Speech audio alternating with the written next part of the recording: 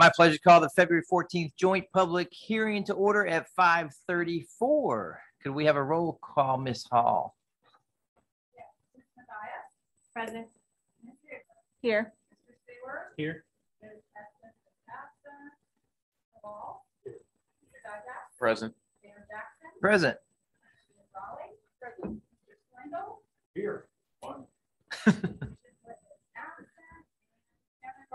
Here. We will hear public comments regarding an application for a special use permit for a sign to be located at the Rocktown History and Welcome Center at 382 High Street, Dayton. I believe Mr. Dijak wants to make a statement. How did you guess there, Ms. Lawrence? This will be a broken record for everyone, but as a member of the Rocktown Board of Trustees, I'll recuse myself from discussion or voting on the matter before the Planning Commission and the council tonight. That would be Rocktown History Board of Trustees. Is that what you said? I think that's what I said. Happened so fast. I thought you said Rockingham, sorry. All right, so I'll start with the staff report and then we'll open it up to comments in favor. Rocktown History, as you know, is the former Harrisonburg Rockingham Historical Society located at 382 High Street. Houses a museum, archives, library, meeting space, gift shop. Is that what we're calling it? And the Dayton Visitor and Welcome Center. The lot is actually 1.648 acres. It's got several buildings on it if you have been by, or one all connected building, a couple buildings. It is an important resource for the town of Dayton, Rockingham County in Shenandoah Valley. Currently, if you've gone by 42 in Eberly, you know that there's a Silver Lake Mill sign up, and there's also a sign that's outdated that has the old name, not the new branding, for Rocktown History. They originally were going to put a large sign on 42 in Eberly next to the mill, but to participate in our wayfinding signage program, which is a signage program coming down 42 and then directing people to different locations in town. In order for them to participate in that, VDOT won't let them have their big signs and be on the wayfinding sign. Plus, we would like it to be more uniform so that everybody gets used to following that branded sign. Silver Lake Mill Historic District is going to move their sign over to the parking lot for the mill.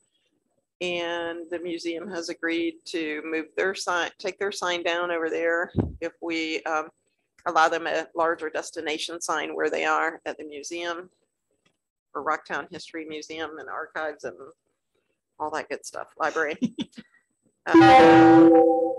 So anyway, of course, they're located in R3, which is a residential zoning, which doesn't normally allow a large sign. So they can apply for a special use permit, which they have, and you have that in your packet. You'll see the staff recommendation below is to approve a sign not to exceed 20 square feet, which would be the sign that's proposed. The sign be located near the parking lot entrance between parking lot and sidewalk, not to impede sight distance or traffic, and that it includes a removal of the existing sign in front of the building. They have a small sign up by the front of the building that they'll be taking down. That's all that was allowed previously, was that small sign, and you can't see it from the roadway. The attorney, after talking to him today, has also suggested that we may want to add a fourth bullet that should this property be sold, that the special use permit is no longer valid. That way, if a business were to want to come into that area, they could not have a sign like that. Normally, a special use permit will go along with the property.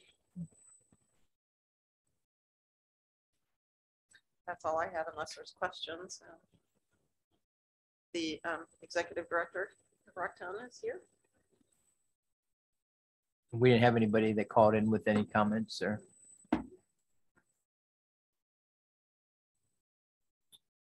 well, being no comments, we'll adjourn this evening's joint public hearing and turn it over to the Planning Commission. Very good. All right. Well, I will call this special called meeting of the Dayton Planning Commission to order at 5:38. Again, tonight's purpose is is for the special called meeting, for this special called meeting is for us to consider a special use permit for a sign to be located at Rockingham History and Welcome Center. Do we have any discussion that needs to take place? I know Bradford is removed from that. But yeah, let's get out. Lauren, Aaron, any? Well, I mean, after, we talked about it a little bit at our last meeting, so if you all are okay with it, I will entertain a motion to recommend that the council would approve the special use permit as requested by the Rocktown History and Welcome Center with, do we need to do with the condition of the attorney adding that? That's bullet what you point want, to it? yeah, I would do with the conditions stated in the report in addition to Right. the other. So I know that's a lot, but if we could get a motion to approve that and recommend it to council. I'll make a motion. Second. All right. So we have to get an all in favor vote. So all in favor of approving to council signify by saying aye. Aye. All opposed? Abstain.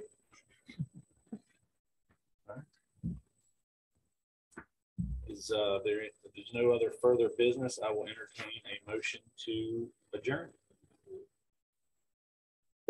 Second. All in favor of adjourning the meeting, signify by saying aye. Aye. All opposed? Meeting adjourned. 5:41, 3 minutes. Good job. You've got it, you've got some. Literally good. Happy Valentine's Day, everybody. We'll make it easy. Let your significant others know that we love you.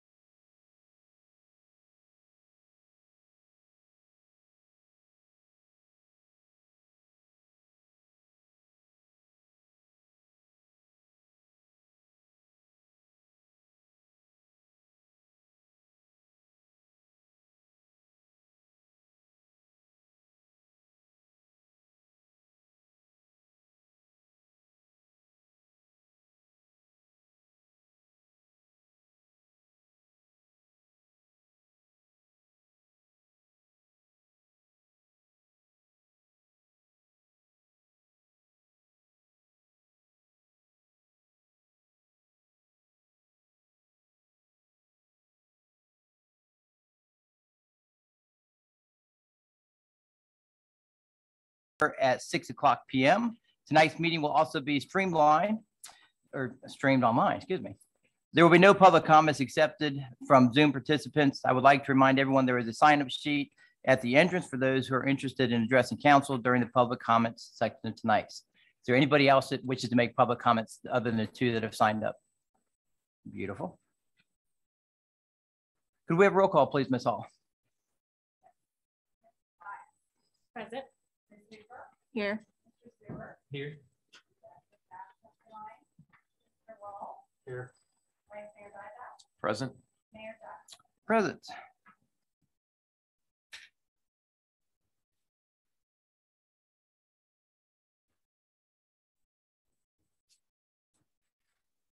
I ask you to pray with me. Heavenly Father, we ask you to provide comfort for the families and friends of Officers Painter and Jefferson. Though the officers made the ultimate sacrifice, their spouses, children, and friends are also making an enormous sacrifice living without their loved ones. We ask for your guidance in the matters before us tonight. Lead us to work with a positive, productive, and professional spirit. We ask you to watch over Ms. Estes, who is not feeling well and unable to join us this evening. We ask for your protection of our first responders and men and women of the military who protect us across this great country. We ask this in your name. Amen.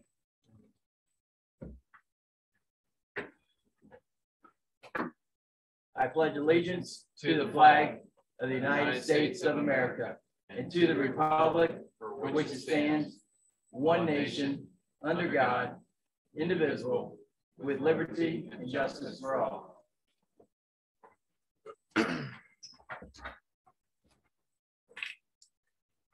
I'd like to thank everybody for joining us on this Valentine's evening. The last 2 weeks have been a very difficult time for the Bridgewater family. And I say family because everybody came together. We had, staff, students, former students, alumni, local businesses, local citizens that all rallied together to support everybody in their needs. This senseless act of violence, it really shows you never know what your day is going to hold. We have more officers that are not coming home after their shifts because of these senseless acts of violence. It reminds you to hug your family when you get home and hold them tight. It also reminds us that there are people that are willing to take life, who have no value of life. And unfortunately, that is part of our society today. I was really disappointed, I guess would be a good word, to read some of the social media comments that were posted from high school students here at Turner Ashby. The venomous comments they made towards our law enforcement, the people that are standing out there protecting us day in and day out against things like happened 2 weeks ago. We live in a great country that allows us to say those things. We live in a country that allows us that First Amendment right to say what we want to say, but it doesn't give us the right to attack those who sacrifice it all for us. We're very fortunate to have two fantastic officers sitting in this room tonight. Chief Trout, Lieutenant Hooker, were the second, third officer on site at the tragedy. Chief Trout took command of the situation. Lieutenant Hooker went off after the bad guy. The training that these two officers have brought to us from their experience from larger jurisdictions has made us a better department, has made the region better. Their training throughout the academy continues to make things better. We're going to recognize these two officers later on this evening, but I wanted to start the meeting letting them know how much they're appreciated. Thank you, gentlemen.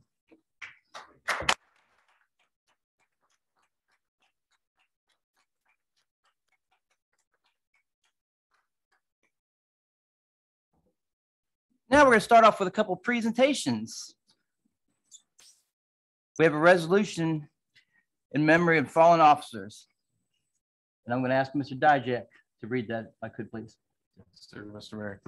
Thank you. And this is, I think our hearts are all heavy here, and it gives me no, it weighs on us to read this resolution, but it's necessary, and it's necessary to bring recognition and meaning and to this senseless act, and to give, to honor those who have served and paid that sacrifice. And to echo the mayor's sentiments, I think as council, we're fortunate that we have these tremendous men here that have sacrificed it and given so much, and in our force, that we wanted to give proper recognition. So I think we were all asking ourselves, how can we make an impact and live our lives meaningfully and purposefully? And so as council, we felt that it was at least a small step in the right direction to properly honor everyone here and make some meaningful gestures towards that end. So if you'll bear with me, this may be hard for us to get through, but just wanted to start off with the resolution from council.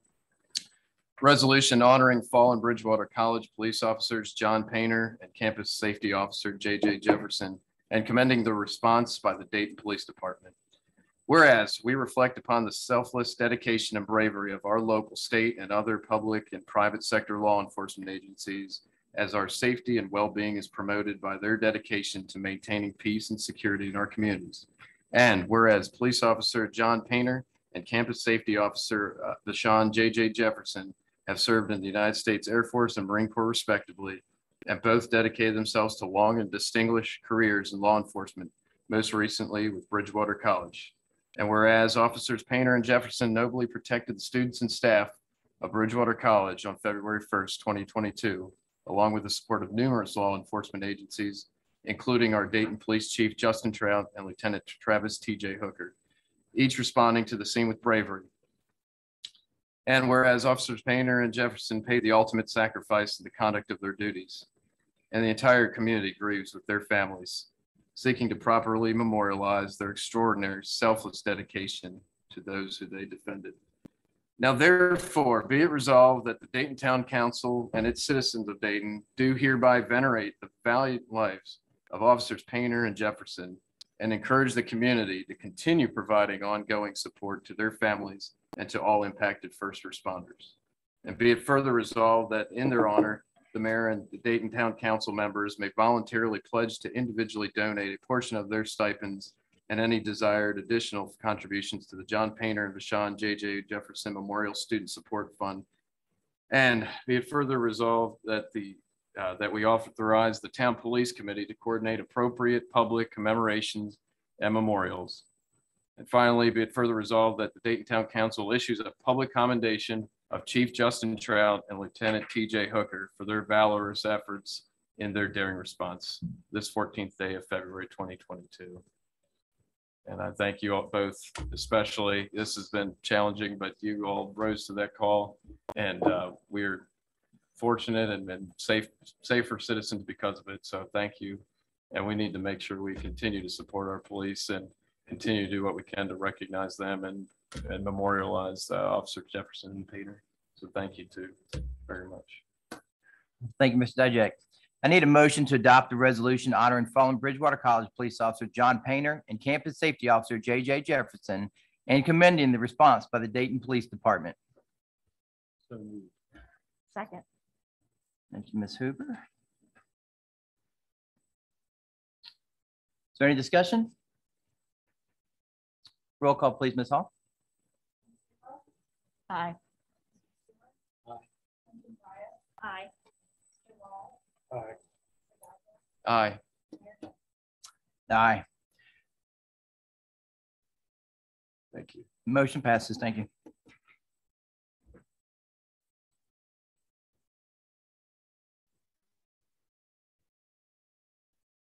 Now we have Ann Cundy with us this evening. Thank you. To update the survey by the Director of Transportation.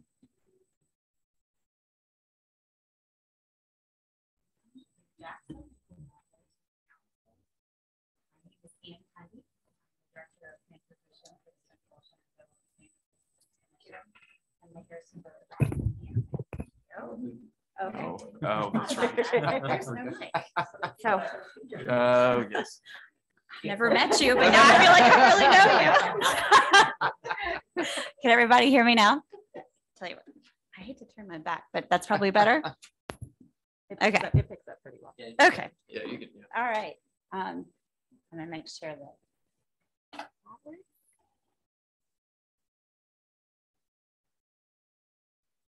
Well. It's not on. Okay. All right, we're ready. So Ann Cundy, CSPDC. Thanks for the opportunity to join you tonight.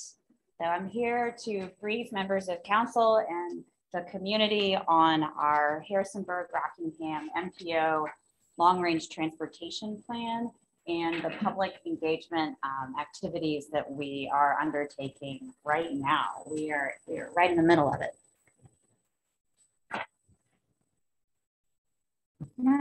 Okay, so the HRMPO is the regional transportation planning body for the city of Harrisonburg and the urbanized portion of Rockingham County and the towns of Bridgewater, Dayton, and Mount Crawford.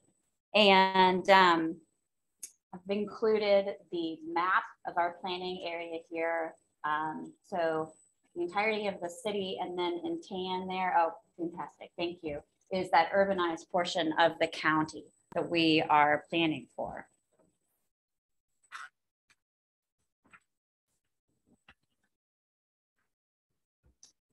The MPO has a policy board, which is comprised of elected officials and high-level staff from our member jurisdictions, as well as transportation agency representatives from the Department of Transportation, VDOT, and the Department of Rail and Public Transportation. And then we also have a technical advisory committee comprised of city, county, town, and agency staff, mostly planning staff. So Angela is a member of the policy board and Krista is a member of the TAC. And both of those bodies meet monthly. And those are open to the public if anybody wishes to attend.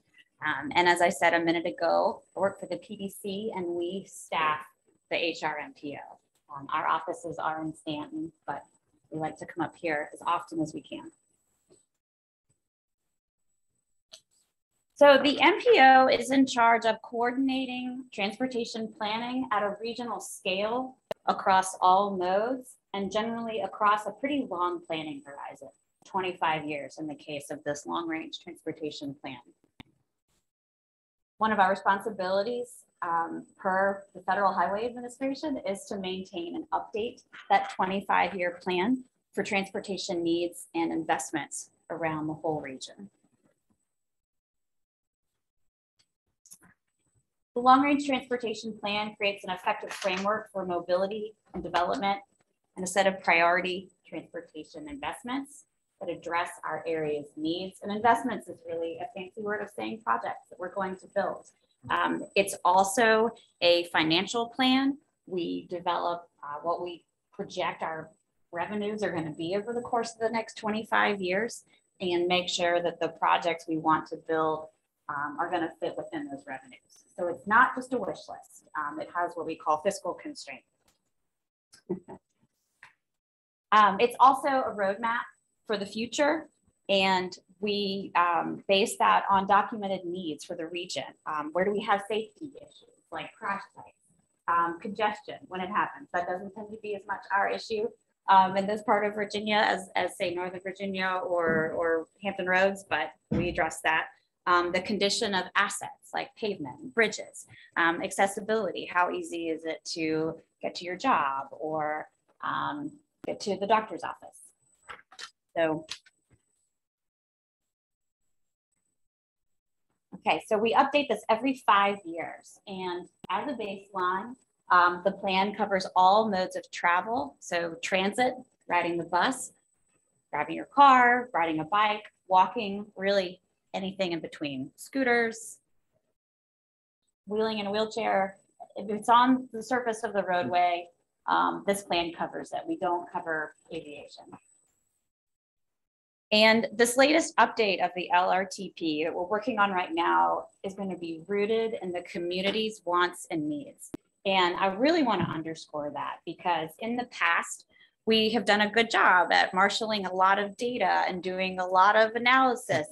And I will just own it. We have not been as successful at getting a lot of community input, right? We used to have public meetings with boards and posters and advertise it in the newspaper, and 3 people would show up, right? And so the pandemic has been hard, but it has also taught us that there are so many more ways to reach people, particularly virtually. And we are really making use of that with the survey that I'm going to talk about in a minute.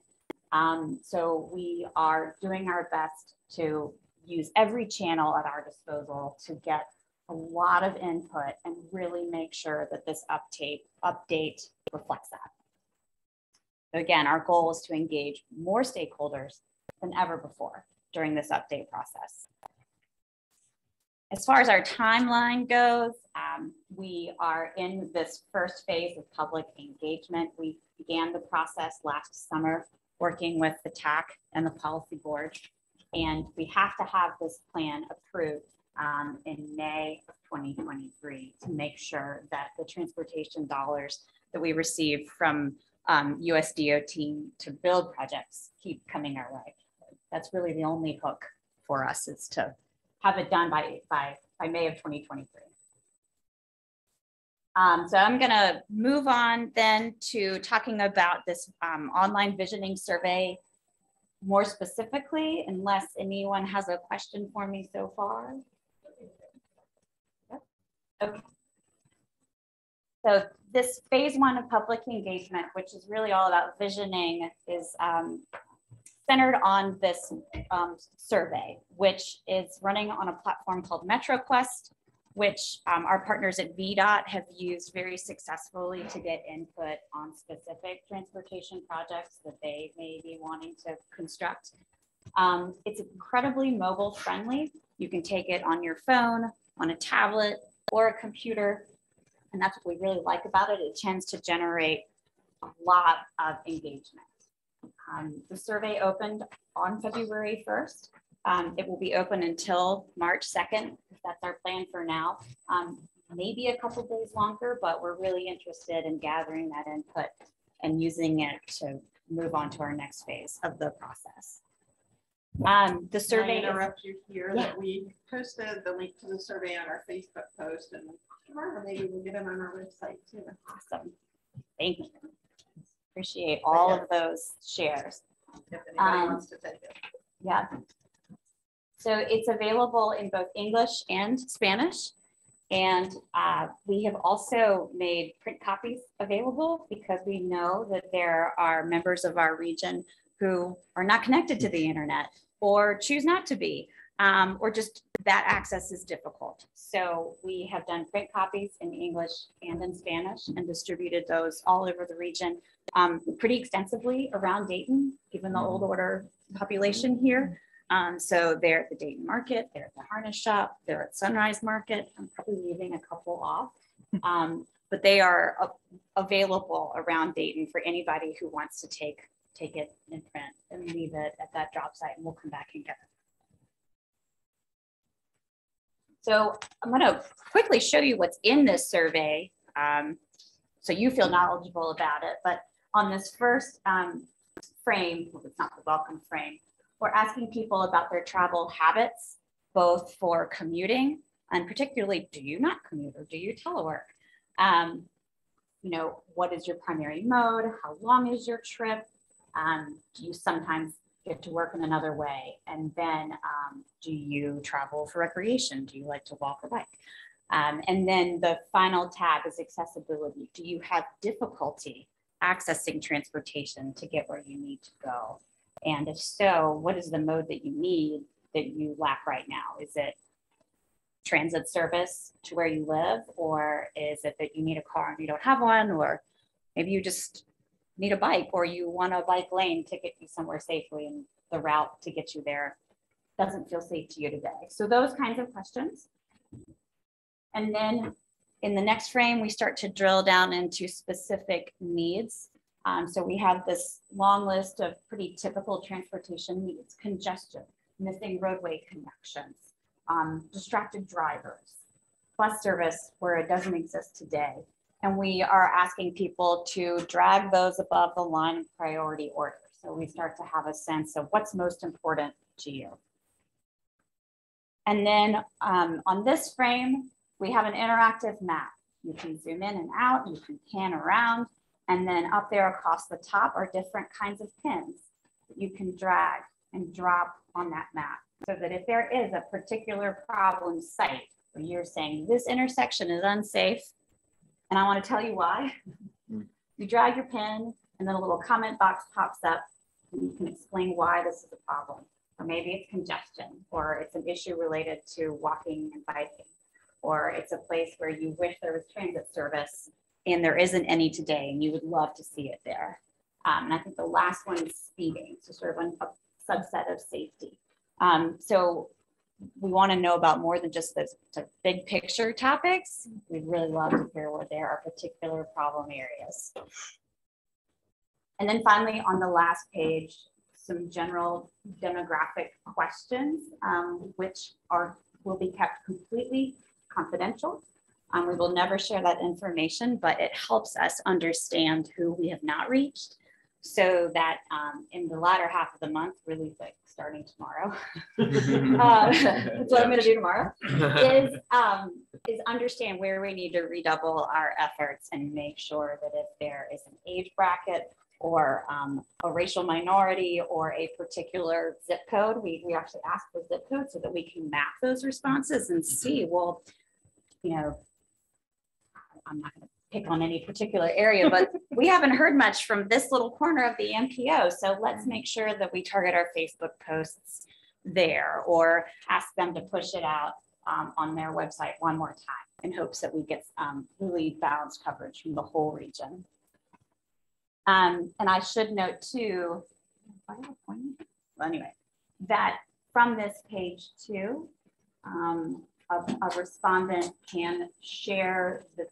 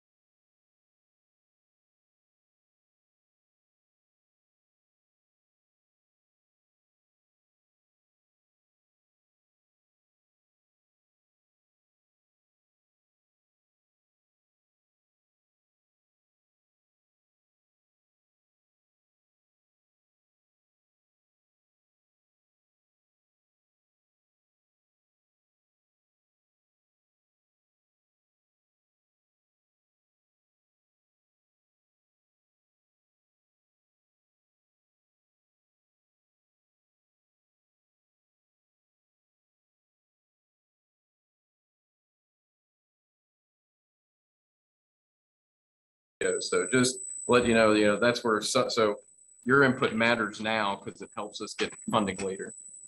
Well said. No. Explains everything. I told you, Brad. I rest. We are fortunate to have Mr. Dijak used to work for the county, so we're able to get all of his knowledge from the county as well. Yeah, and tolerated my ideas and everything, but no, seriously, you've done a good job of just getting this out here. So, yeah, Thank you, Ann. Yeah. And we were headed down the road to Mount Crawford at their town council meeting to do this again. Excellent. Get on the road.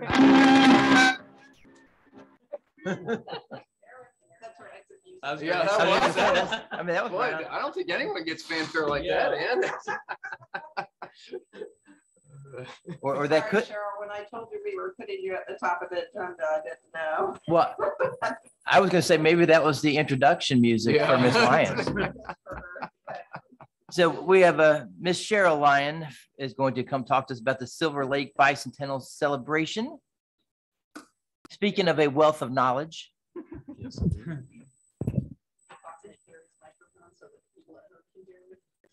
I'm sorry, you said. Yeah. That one. To the people at home. Okay. Yeah, can be close to Michelle.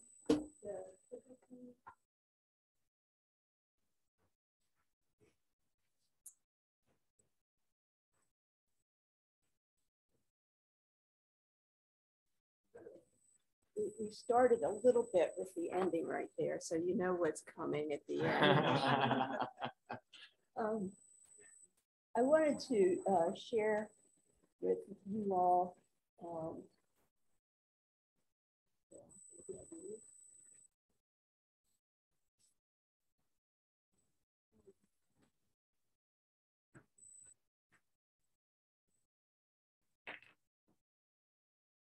Technology is just great. Why a computer and all that.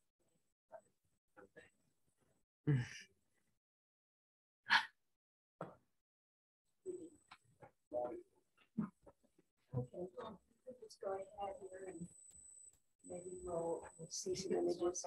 I wanted to share with the council first before we start getting more public with what we're doing. Let's leave it down.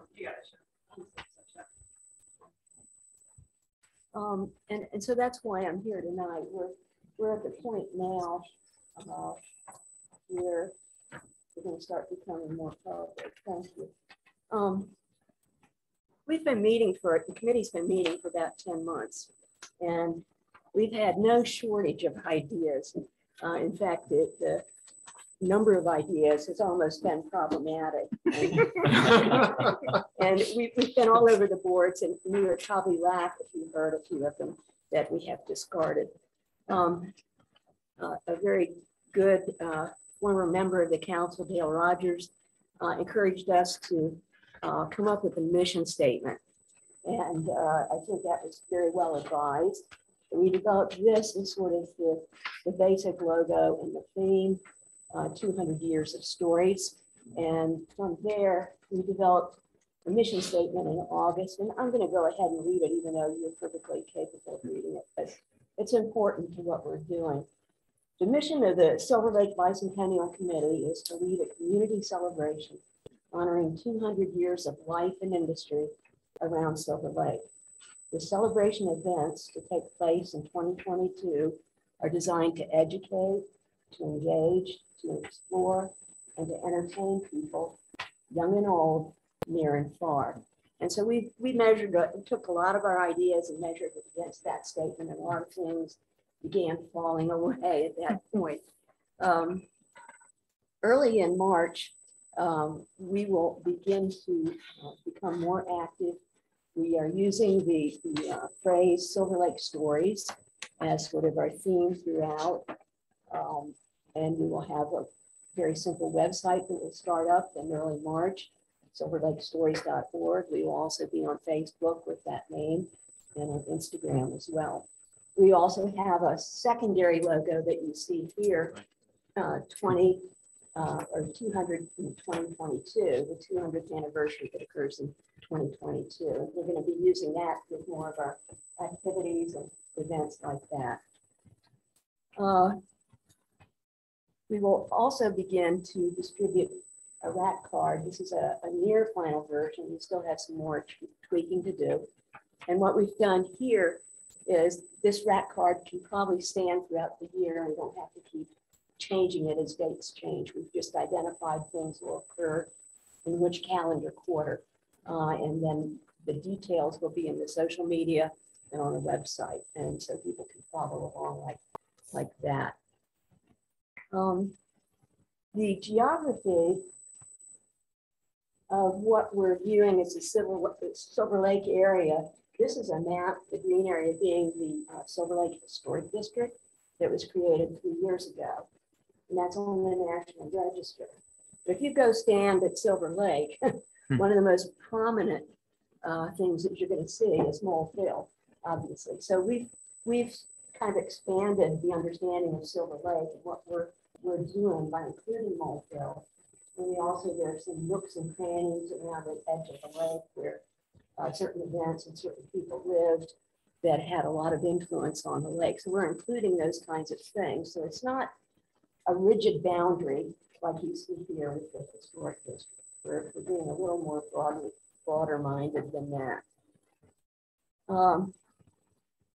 One of the first things that will happen in the years, we finally just got word, there were some holdups, but we got word from the Department of Historic Resources that our historic highway marker will be shipped from the foundry in Ohio on March 23.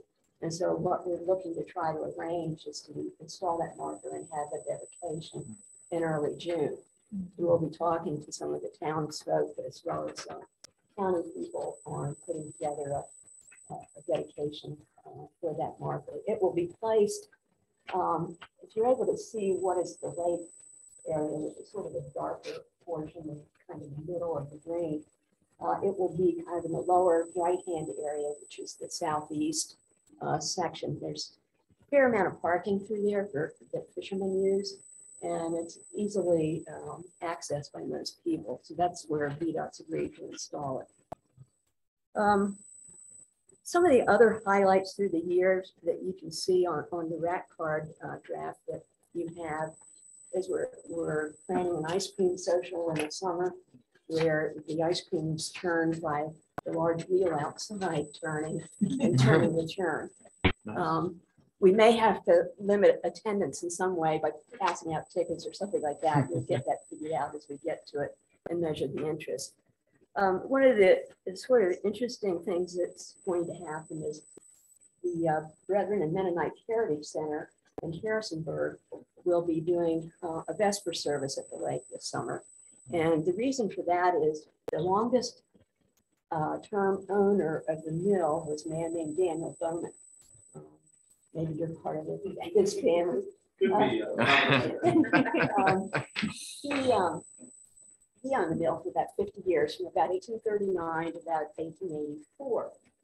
He was a firm believer in education, and you can see that carried down through his family. He has one grandson who became the president of Bridgewater College, another grandson who became the president of Beckenham Seminary, which was the Church of the Brethren Seminary. And he had a great-great-grandson who became president of Eastern Mennonite. And so we're hoping that what's going to happen is they're going to be able to get one of his descendants who happens to be a pastor to do the Vesper service at the lake.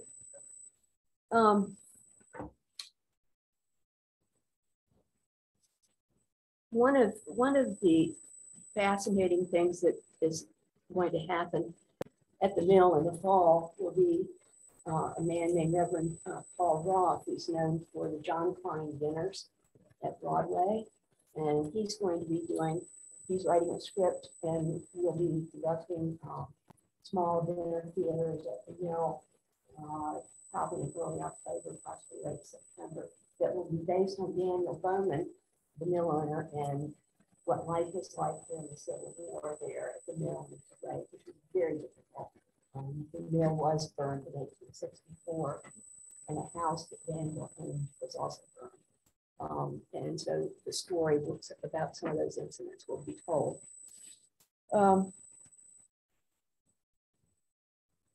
one of the things we're going to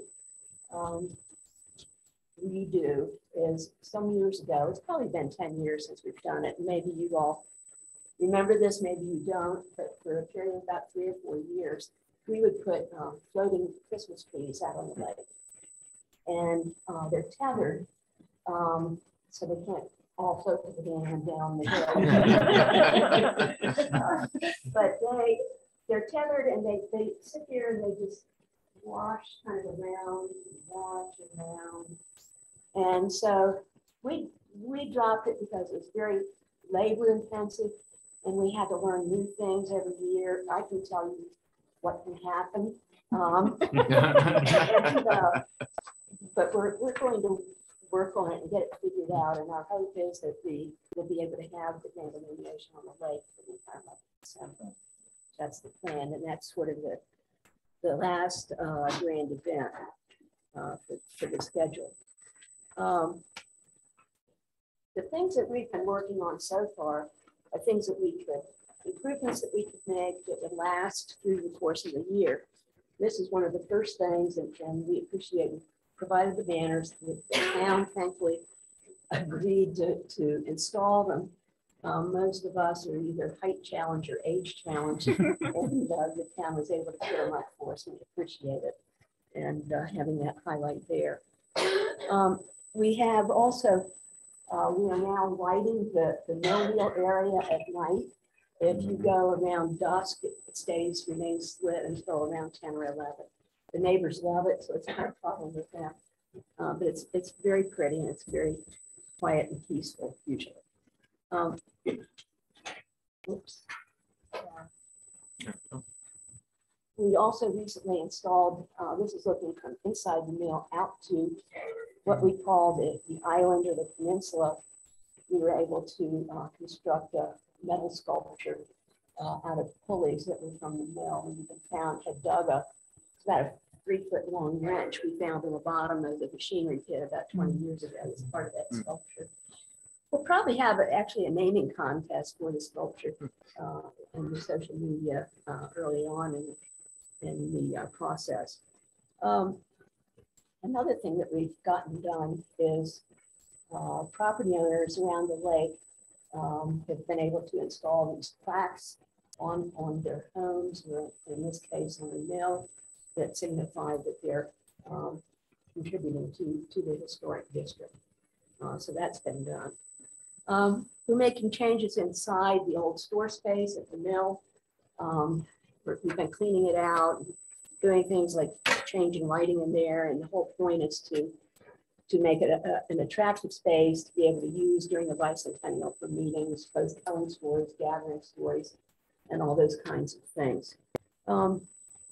We're doing the research now, but we're hoping that we get to install a Civil War flower garden at the mill this year, something I've wanted to do for years.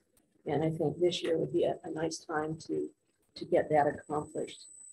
The mill house across the street from the mill, it's the house that sits right on Silver Lake Road. Literally one corner of the porch, I think it's 3 feet from the road. that house was what we call the mill owner's house. And it was burned originally in the Civil War. It was rebuilt in 1867. And the construction is complete. And we need to clean it out. And we've got furniture in there that needs to be uncovered, and we need to finish the furnishings. But my hope is that we can do some open houses there in the coming year. The house is very unique. I mean, it's never been touched by even plumbing. So there's never been any bathrooms there or anything through the years. So it's really quite original. The lasting legacy we view for the bicentennial celebration is part of our committee. And I should point out on the back row is some of our committee back there, here, and is working on a book. And we're working on the history of Silver Lake, and it will be continuing the theme of 200 years of stories at Silver Lake. And so that should be coming out in the fall. And we had some excellent people, all through, including Alan Litton at that end, and Deb Thompson, retired from RMH, and Dick and Linda Jacobs, who are retired geologists who live at Silver Lake, which is a good occupation to be in around Silver Lake. And Penny Arneson, director at Rocktown History. And we have some others who couldn't be with us tonight, but we've got an excellent group who are working on all these things. I appreciate the encouragement and the helpfulness of town staff in this. We've had various contacts with Angela and with Maggie and others. And so we appreciate the help that has been given to us. And I want to close with a 1-minute nostalgic look at Silver Lake. We started to hear the music. And it's actually, I wanted to make the point, the music, the title is Silver Lake Waltz. And it actually doesn't relate to our Silver Lake. There are many Silver Lakes around. I'm not sure where that one came from, but it was composed in 1856. And there are many different versions around, but the version that I've used here is one that was recorded in 1930 by two fellows named the Strickland brothers.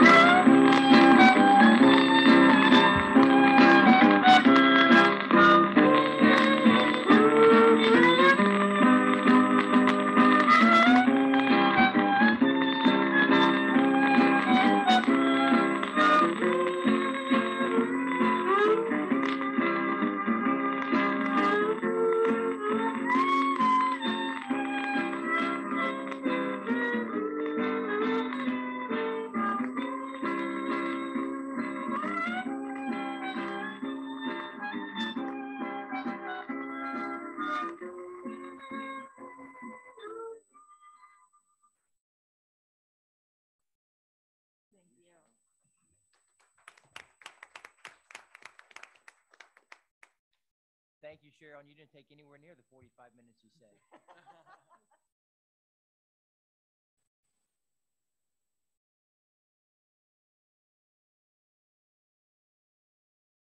right, I need a motion to approve the minutes for the regular town council meeting January 10th. Thank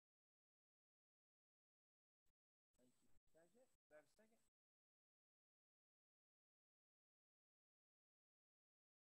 Are there any amendments to the minutes?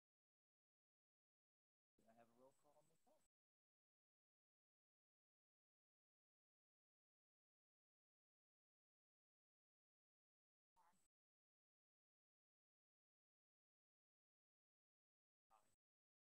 Aye. All right. Consideration of special use permit for Rocktown History and Welcome Center. I need a motion to approve the special use permit for Rocktown History and Welcome Center as approved by the Planning Commission this evening.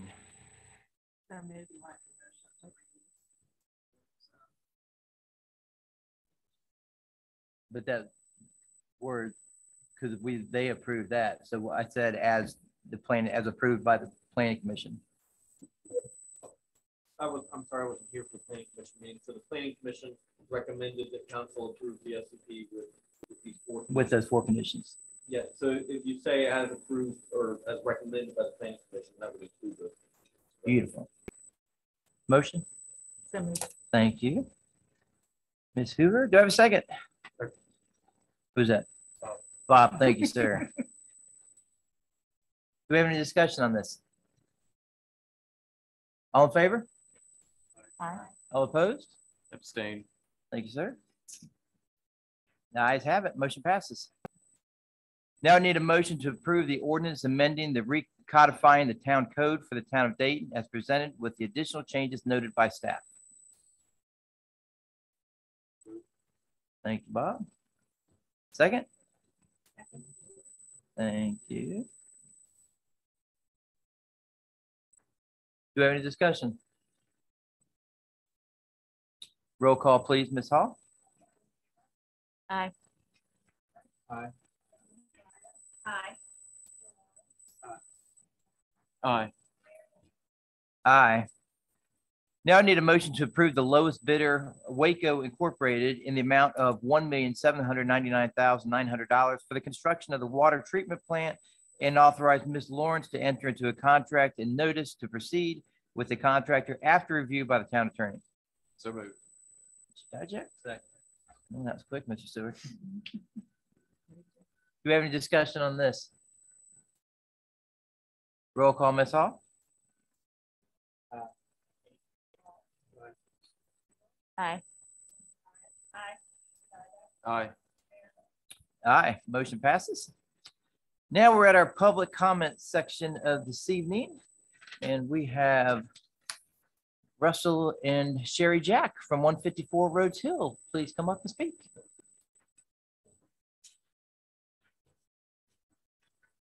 I can speak loud enough. I just wanted to first thank all of you for your service to the town.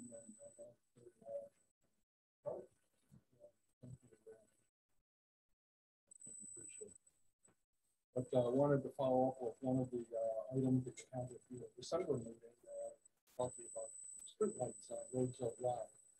And just wanted to express my opinion that I'm opposed to that, at least in the way it's being planned for right now. I would hope that before anything gets done, the residents on the street can all be contacted to find out how everybody on the street feels about it. And if it has to go forward, which I understand from the town manager, that if there's a way to appeal that requirement, I'd like to support that. But if it can't be appealed, it has to go through, at least I'd like to have the residents on the street have some say on where the light pole is placed. That street has very few trees of any significant size, so any light pole is going to stand up without any camouflage. Many light poles in town obviously have trees around them, and you kind of don't even notice the pole. In our street, that won't be the case. Almost no matter where you put the pole, it's going to be obstructing somebody's view of something. That definitely will be the case in our personal situation. But I'm also very opposed to light pollution. Light pollution in terms of sky viewing. We've had several times since we've lived there a few years. We've lived there with our grandkids and all of our friends that come up to our property to look at special things going on in the sky at night. Comets, whatever, with light poles in our front yard, that'll pretty much be eliminated. That activity that we so much enjoy with our grandkids. But light pollution also, as I'm very well aware, affects animals. It attracts animals that you don't want to attract, and it repels animals that you do want to have. So there's negative conditions that go along with all that light pollution.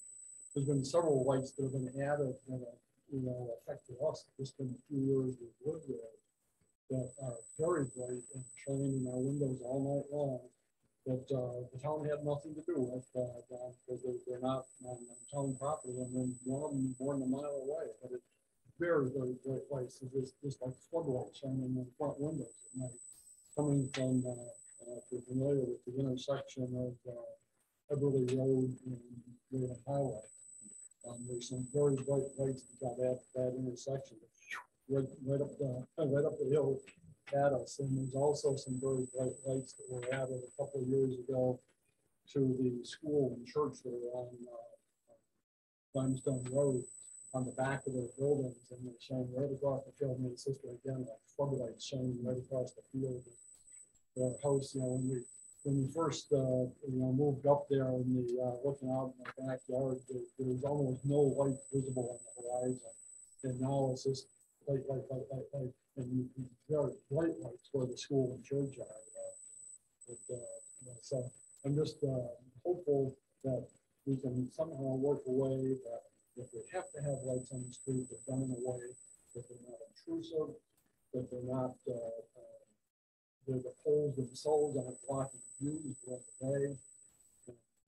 The residents will have some say in this, because right now, like, as far as I'm aware, no one's been, most of the neighbors are not aware that this is happening. There's only through the minutes of your December meeting that I became aware of it. Okay. Anything else you want to say?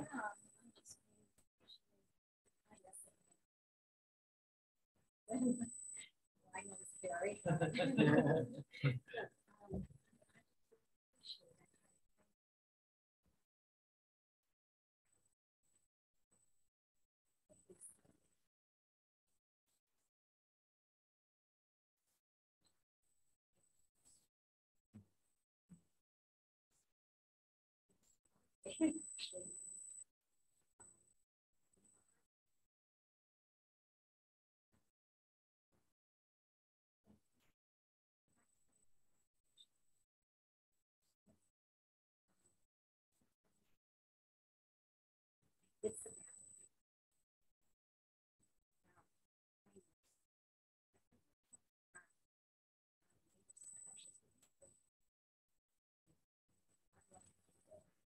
Blessed to be there.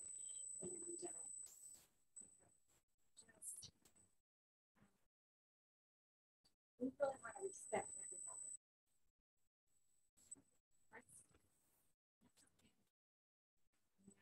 Others don't.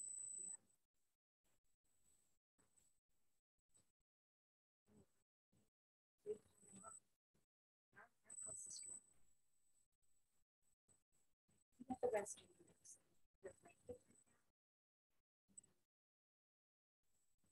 coming up the street in the morning. You get up.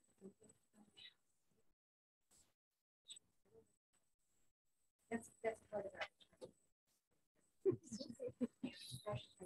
we look out our country and there's no. So that's where we're at.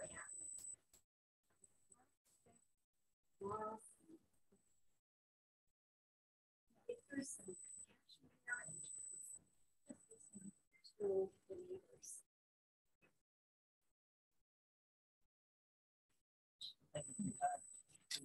If I could add one more thing, not on a different subject. One safety issue that I am aware of that perhaps can be addressed is the intersection of right at the end of Bowman Road where it meets College Street. There's a little island in the road there. And I personally have seen several cars hit that island as they're going around the corner there. If that curve around the island was painted, white curve that's more visible at night, and there's also a curve that goes around the edge of the park right next to it there, same thing as cars go around. You can look for yourself and you'll see all the tire tracks on those curves where all the cars that have hit it. So that's something that if that can be addressed, sounds like a fairly easy thing to do. And also, and one other thing related to our street, the street sign at the bottom of our street, where Bowman Road, when you're coming up Bowman Road, the street sign has the Bowman Road and then Rhodeshill Drive. All you can see is Bowman Road, so it looks like you're turning on to Bowman Road instead of Rhodeshill Drive. That street sign needs to be twisted like 45 degrees, so people coming up the street know. Somebody who's not familiar with where Rhodeshill Drive is, or looking for a Rhodeshill Drive sign, you won't see it. Coming if you're heading west on Bowman Road. I think coming from the other direction, it's more visible. Just coming from the College Street side, from Penn side, all you see is Bowman Road. That intersection. Thank you very much. Thank you. Thank you, Mr. Deb. And Ms. Deb Curry of 363 College Street. I can't help it. Well, good evening, everybody. I'm going to stand back. Roses are red, violets are blue.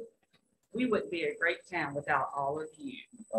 That's not all I've got. I was going to say something positive.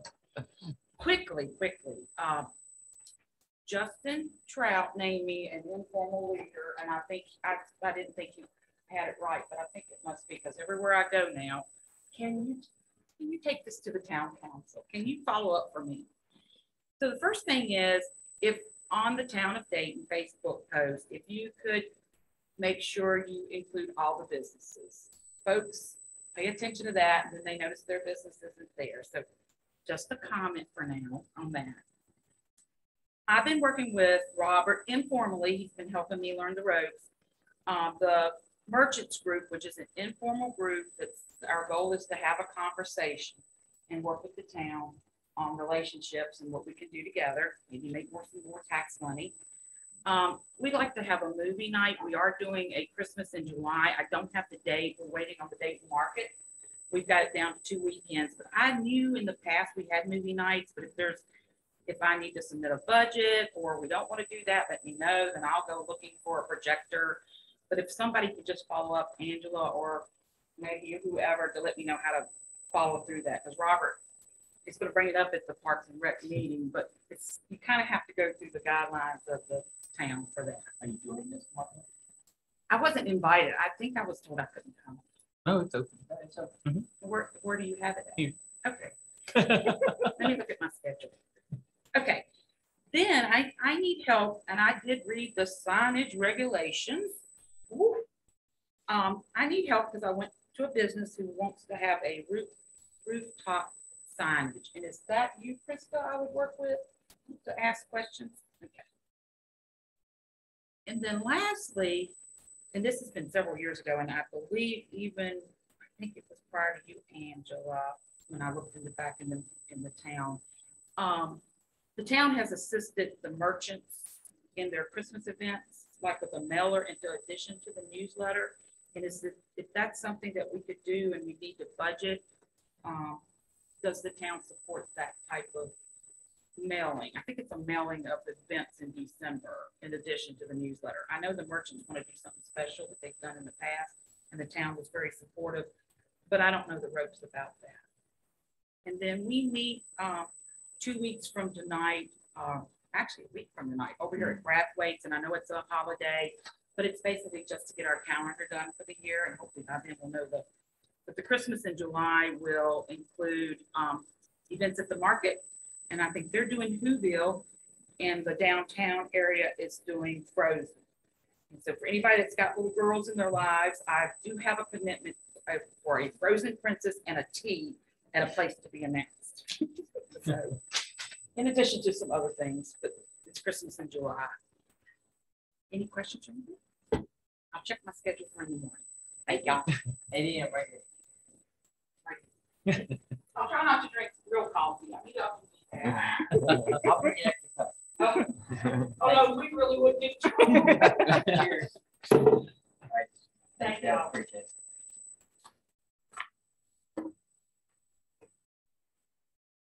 All right, now we'll move on to staff reports. We'll start with Ms. Lewis. Thank you. My staff report starts on page 19. Just a highlight, you know about the water plant and just to prove that the fire hydrant going in at Fort Harrison tomorrow morning. We're meeting with a surveyor who thinks he can get us a plat in the next couple of weeks, and then we'll turn it over to the attorney for an easement for that fire hydrant that will extend from close to Main Street where our water main line is up to just across the street from the Fort Harrison. That will provide a fire hydrant in case of a fire at Fort Harrison. So that's moving along finally. Taking away a few projects. You know, we've started budget preparations, so all the committees will be meeting. Chief Trout's out for 2 weeks, so that committee meeting will be bumped up a little bit, but everybody else will meet the first 2 weeks of March. I'll be out of the office Wednesday through Friday, chairing the Virginia Local Government Management Association Winter Conference.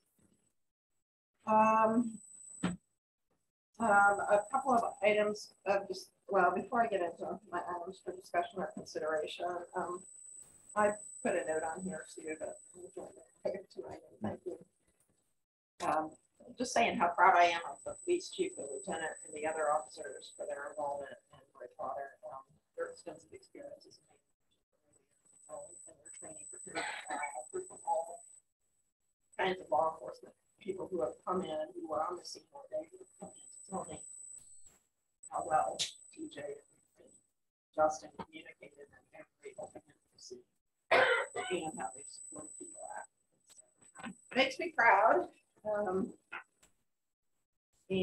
also makes me proud that a lot of the staff were affected in different ways. Others have law enforcement family members who were there. Others were very close to the people who were affected. And we have supported each other. We might have had a few less than productive days, but we supported each other in there. I was really proud of the team that we had. So I want to say that. My item for discussion and consideration, the first one is the right of way at well number 2. Well number 2 is the well house that is by Sunset Park. I'm going the wrong direction, you may recall we have an easement that gets us up to that well house, and then a new house was built there, and they use it as a driveway as well. And they use it for a driveway a whole lot more than we use it for a well house. When we initially built that, what looks like a gravel drive, South Breeze wasn't there. It was a farm. So that was our way in. It was Mason. We built a culvert, and we did all of that. Now that somebody's using that for their driveway, I'd like the council to consider allowing us either to sell or deed back the easement to that homeowner and for us to build a new entrance coming in from the parking lot, so that it's a shorter distance for us to maintain. And we would have direct access to the well house. We could put up a gate or bollards or something so that they could use their driveway up to our property line. We do own a section of that, so I don't know if you want me to take that back to infrastructure committee, if you would be willing to donate that back to the landowner. We did build a culvert there, but at this point, I'm not going to share with maintenance and figure all of that out. With your council, for it, you want to take action.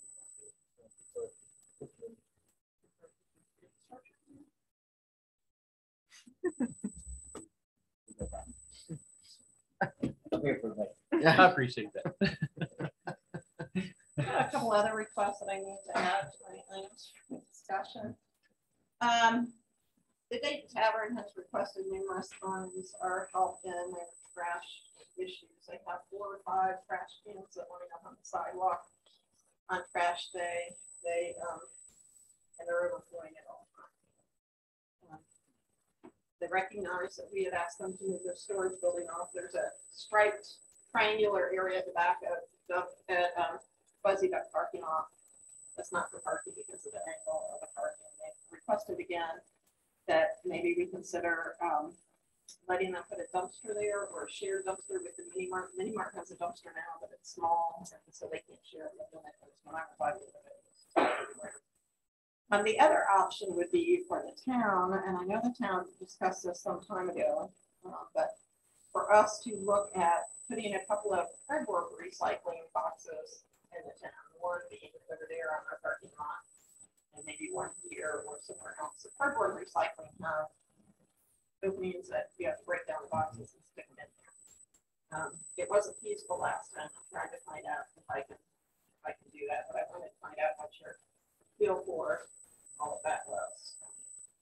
Is that the bulk of the Dayton Tavern trash is boxes? A lot of it is boxes, and I think they get their shipments on Thursday, so that's why they're all just piled up on Friday for trash day.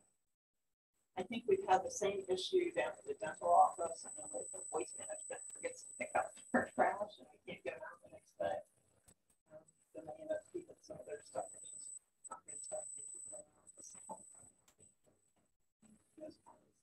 Certainly don't want to give preference. We could look at a rental agreement. We could look at shared, whatever. I do think if they put their own dumpster out there, that people live in the apartments use it on a regular basis as well.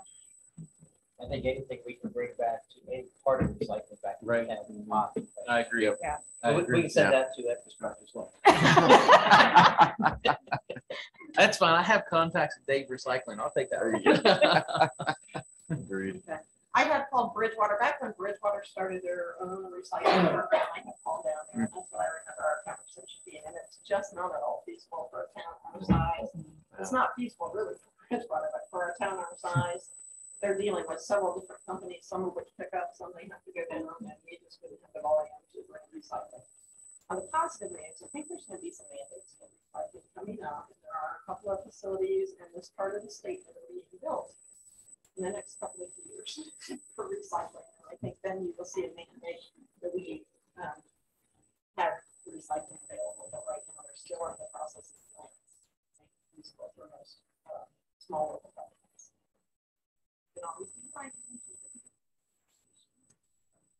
Bradford does that too. My mother-in-law thinks I'm mine. I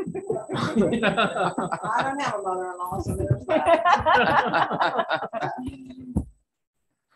I'm probably better off. Did want to go ahead and just address, they've left, but in addition to the concerns about street lights, are the concerns about speeding. Speeding both coming from the county down Bowman Road, meeting a speed limit sign, but also some speeding on Rhodes Hill Drive itself. And I let Justin handle that when he gets his staff report to let you know that I did hear some concerns about that. In terms of the street lights, as you all know, the street lights, and we've probably heard from a couple people, are mandated in our subdivision ordinance. We went over this a couple months ago. It was not included in the original site plan, and then we got some people complaining, asking why they didn't have streetlights in other subdivisions. We reviewed that. We think we came up with a compromise because there's no easement. The lots in Dayton West, sorry, are smaller. They were permitted to be in a special situation. So they're smaller lots. There's no place to put a street light in anybody's easement in the front yard. There's no easement left between the sidewalk and the curbs or the garage sidewalks because they already have them. So the compromise was to put free street lights in areas that don't have houses right there and that have public that we could access the easements. We have been working with the developer over there.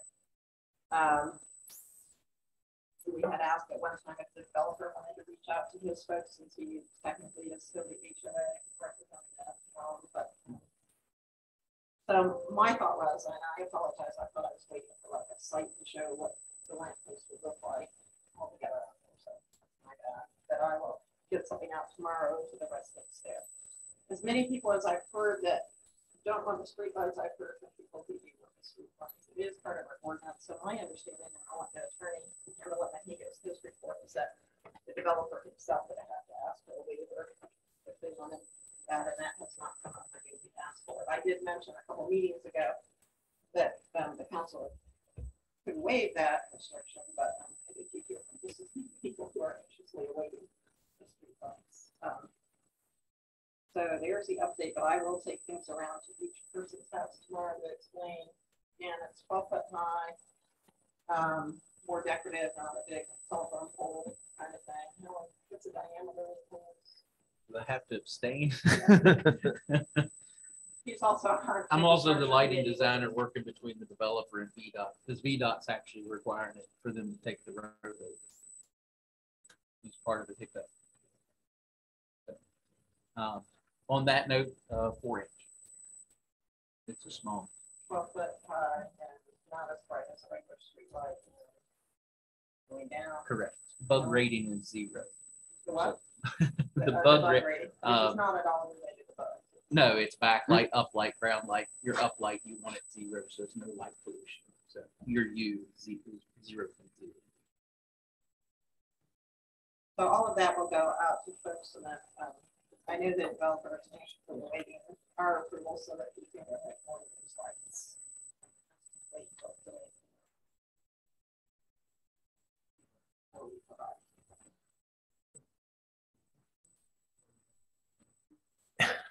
We've already concluded the public comment, sorry.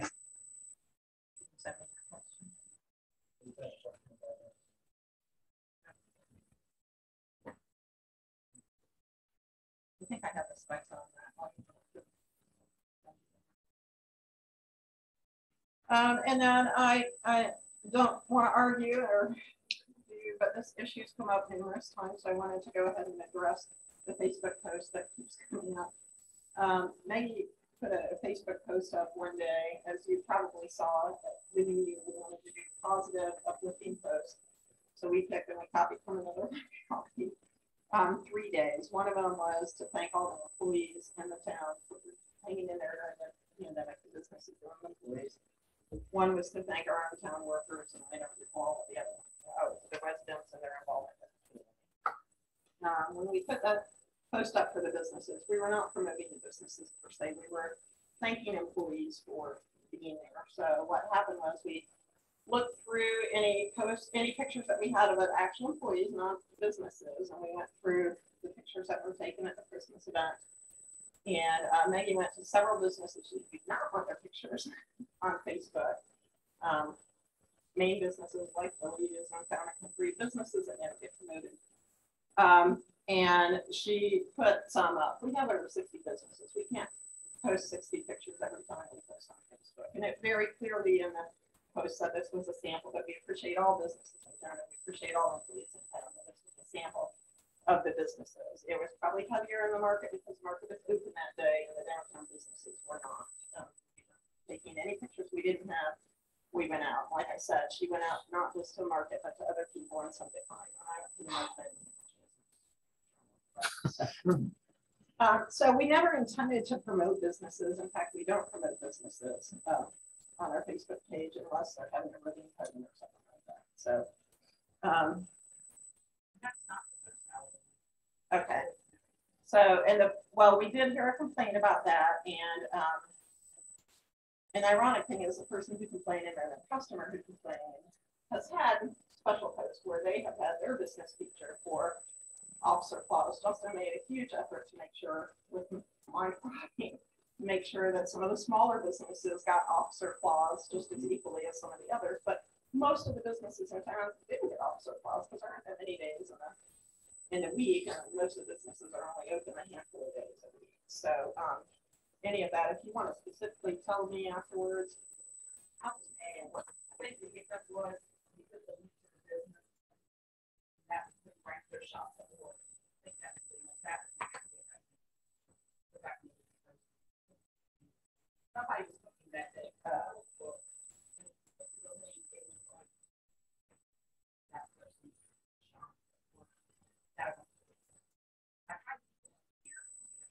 Again, that post was, I did that post. I was thanking the public works people for working 22 hours in a row. And I showed that I had, which I do every Thursday, bacon, homemade goods. And while I was thanking them, I thought, oh, we could promote the fact that I got this recipe out of a local cookbook. I did not intend to promote, and I will check any particular business. I just said this. And I got the link. It was the link to the shop. That was good stuff. And it wasn't.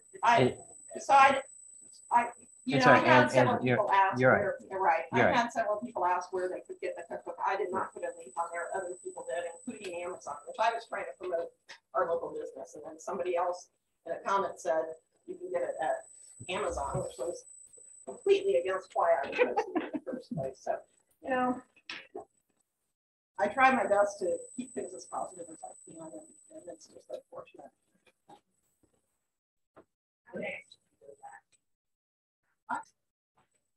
I will. But again, is it a bad thing that we promote something? Yeah. So anyway, sorry, I didn't mean to have that up there. And I wasn't going to address this because, you know, everybody has their opinions, but it just keeps the negative. You know, I felt like that to address it. So we tried to be very fair. In fact, Maggie, you told me it probably wasn't a good use for time, but she went through and she looked at every business and where they had been mentioned in the past year on Facebook. And the people who have complained the most are the ones who have the most posted. And people, and there's some businesses that have never had a post, and they're open 6 or 7 days a week and have a lot of sales. So she did go through and look, and I think we've been as fair as we possibly can. If I have a link, I'll take it down. I certainly get the need to. And people actually in the comments kept asking where you could get it. I didn't mention the name, but I And I know the one place to get it doesn't even have a Facebook post, so. Anyway, I'm sorry. No, it's- They're well- trying to get me to be quiet, but. Well, but it is understandable too. And I think too, it goes into our point of trying to work together with businesses. And like last year was launching the fact that we can actually promote business websites, town business websites on the town page. Now that we've had that tremendous redesign that, Angela and Maggie and Krista have worked so hard to get up and running. So I do think that's key. And I know Maggie and Angela have tried to get many of those businesses to provide information and some to no avail. So we'll try to keep that going. So, It really understood. was supposed to thank our public staff, but to also give a shout out to a local business. All right, next report. Ms. Smith for the treasurer's report.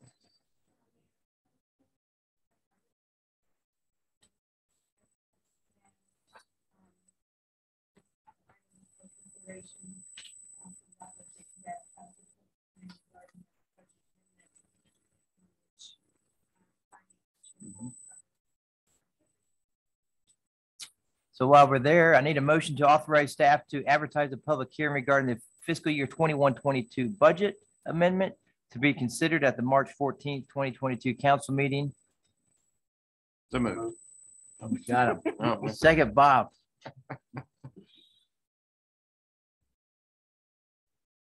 have any discussion on this?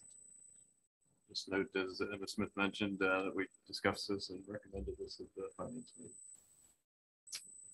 All in favor? Aye. Aye. All opposed? Ayes have it. Motion passed. Chief Trout, the time is yours.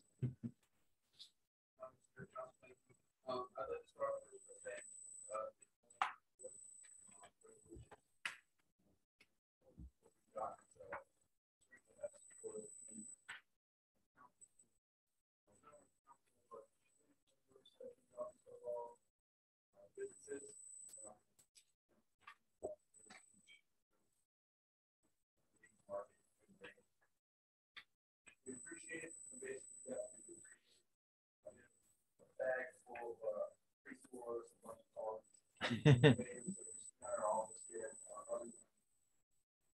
Full version. That's awesome. We appreciate it. So you have my report. If you have any questions.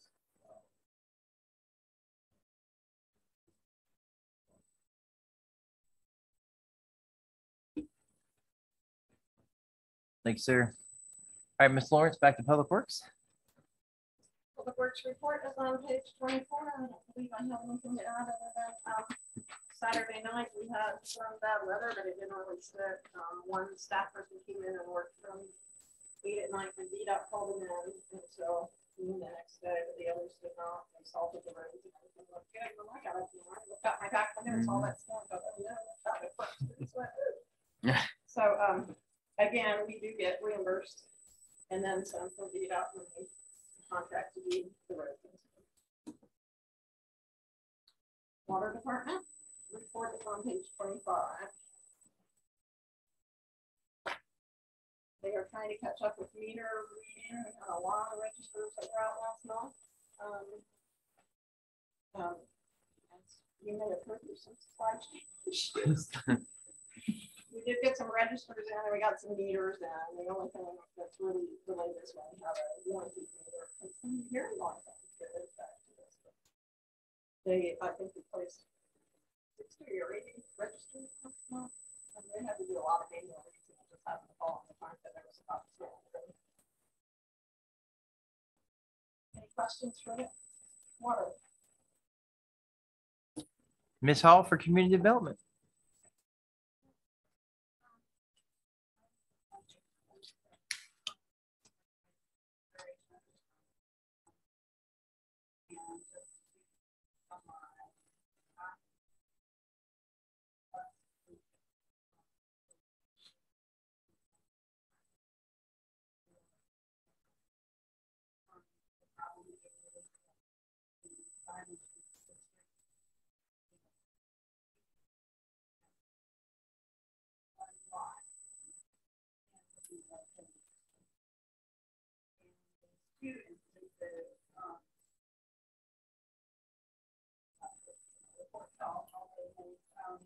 farmer's market is one of them.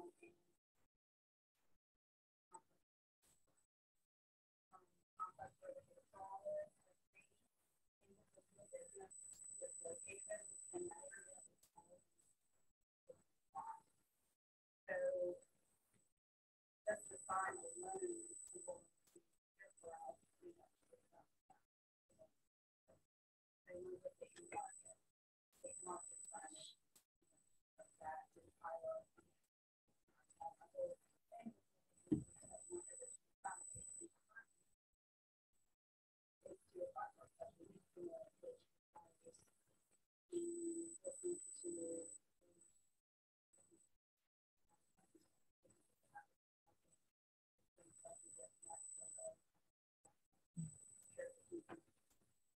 So I'm requesting that we be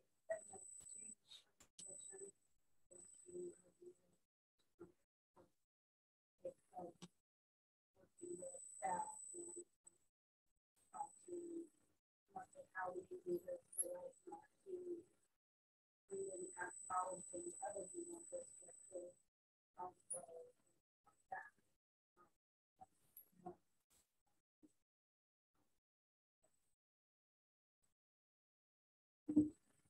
With that being said, I need a motion to refer the signed ordinance to the planning commission for their consideration for the possibility of increased signage for businesses located outside of the downtown business area. Mr. Seward. Second. Do we have any discussion? All in favor? Aye. All opposed? Ayes have it. Motion passes. And then Ms. Lawrence for economic development. Economic development, this starts on page 27. It started breaking down the Facebook analytics. To show the different Facebook pages we have. First, we also have a Facebook page for both of them. Registrations are coming up. Update days in Red Bud. We have had a meeting with Personal Police Foundation, and they'll be getting back to us in a couple of weeks about whether or not they want to participate.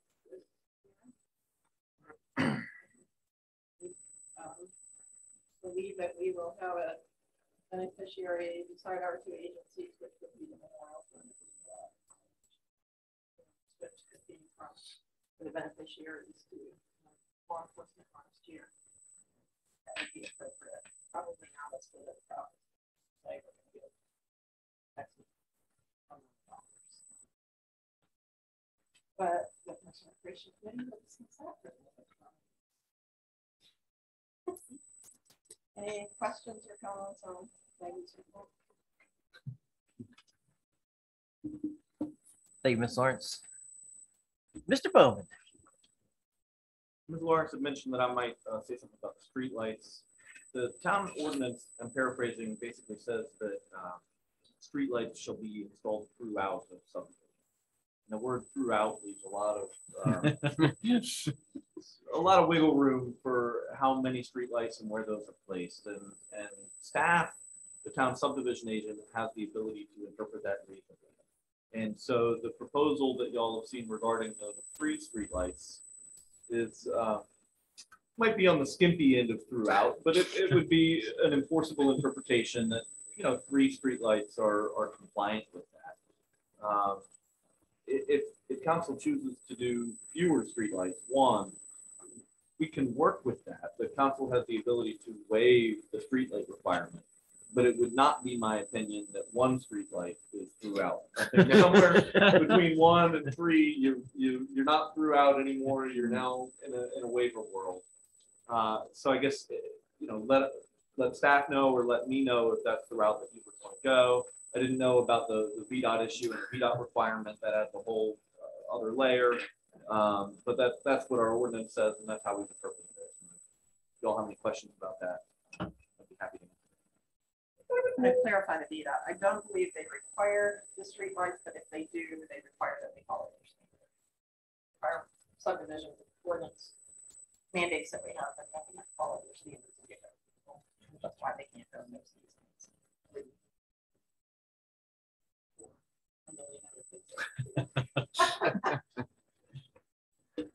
I abstain. Other than that, I have nothing else to report. Thank you, Mr. Bowman. All right, we'll start with our committee report, starting with Mr. Dijak for economic development. Oh, very good. We are planning to meet potentially next week, try to coordinate a date there. I know we've got Redbud discussion coming up, so that's quite exciting. And I'll just echo, I know David mentioned, we've got a Main Street Merchant Group interest meeting coming up here on Monday. So Mr. Seward will be there as well. Potentially.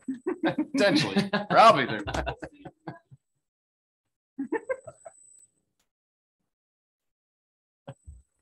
All right, and then we'll just let you continue with finance, sir. I think we covered most of the items. We met last week and cover the budget adjustment amendments, the water treatment plant discussion, and starting to plan for our budget cycle. So I know Ms. Smith and Ms. Lawrence are very eager to get on that. And there you go. It feels like we just got through the last budget. So you're getting that glare. Yeah, exactly. But they seem very enthusiastic with the proposal. So that's all I have to report there. Give Mr. Seward for infrastructure.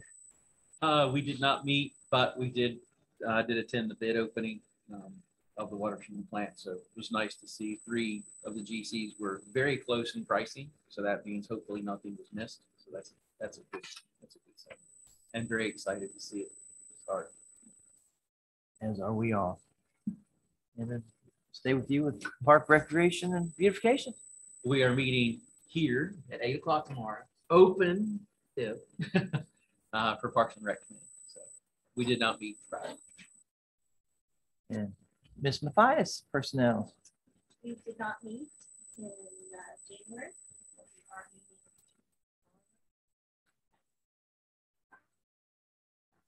Yeah. 4 or 5. I was going to be here for the 4 or 5.